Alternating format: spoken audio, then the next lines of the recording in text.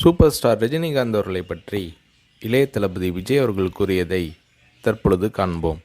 சின்ன வயசுலிருந்தே நான் ரஜினி ரசிகன். வாரத்தில் 4 நாள் ஸ்கூலுக்கு போனால் 3 நாள் ரஜினி படம் பார்த்துட்ருப்பேன். எனக்கு 5 வயசாகி இருக்கிறப்ப ரஜினி சாரோட அன்புக்கு நான் அடிமை படம் ரிலீஸ் ஆச்சு.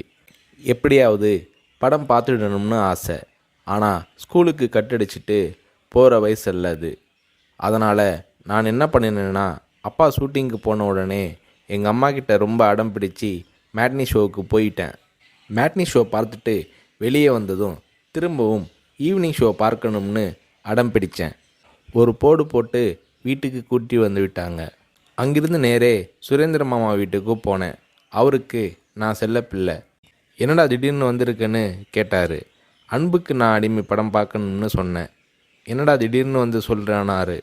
இல்லை, கண்டிப்பாக போகணும்னு சொன்னேன். சரி வா, அம்மா கிட்ட போய் சொல்லிட்டு போகலாம்னாரு. இல்லை, அம்மா கிட்ட சொன்னால் திட்டுவாங்க. நான் உங்கள் வீட்டில் இருக்கேன்னு சொல்லிட்டு வந்துட்டேன். படம் பார்த்துட்டு நைட்டு போயிடுறேன்னு. அதே மாதிரி சுரேந்திரர் மாமா கூட போய் 2வது தடவையாக படம் பார்த்துட்டு வீட்டுக்கு வந்துட்டேன்.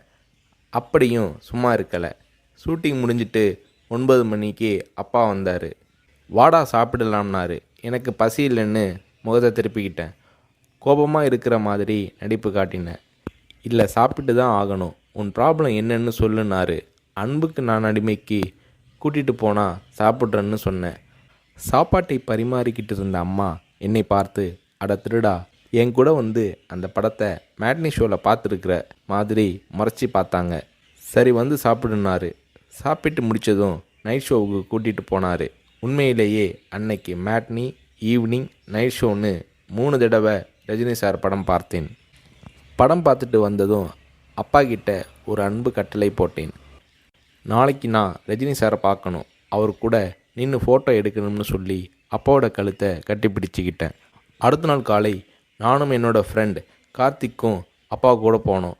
ரஜினி சார் வாகினி ஸ்டுடியோவில் ஏதோ ஒரு ஷூட்டிங்கில் பிஸியாக இருந்தார்.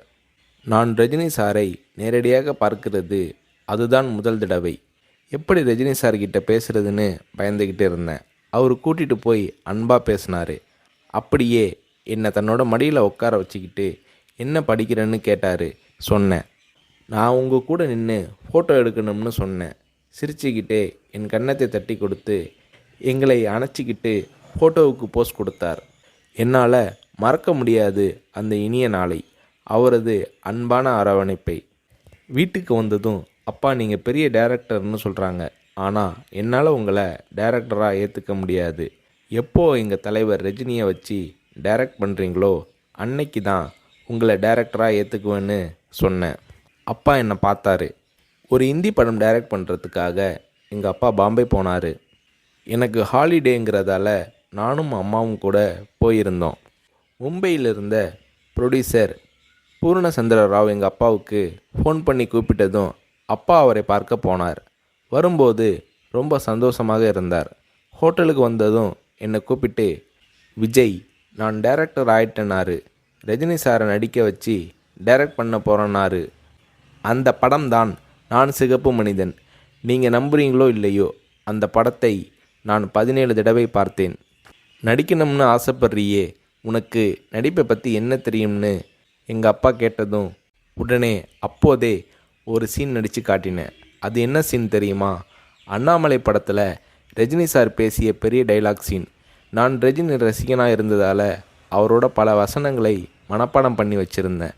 அதில் ஒரு வசனம்தான் எனக்கு உதவியது. ரஜினி சார் சரத்பாபுவை பார்த்து தொடையில் தட்டிக்கிட்டு கோபமாக பேசுவாரே, அந்த வசனத்தை நான் பேசி நடிக்கிறத கொஞ்ச நேரம் அப்படியே கூர்ந்து கவனிச்ச எங்கள் அப்பா என்னை பக்கத்தில் கூப்பிட்டு, நாளைக்கு உனக்கு மேக்கப் டெஸ்ட் எடுக்கிறேன்னாரு. அவர் அந்த வார்த்தைகளை சொல்லி கை குலுக்கியதும் எனக்கு சிறகு முளைச்சி ஆகாயத்தில் பறக்கிற மாதிரி எல்லையில்லாத மகிழ்ச்சி பொங்கியது என்று நடிகர் ரஜினி அவர்களை பற்றி இளைய தளபதி விஜய் அவர்கள் கூறுகிறார்.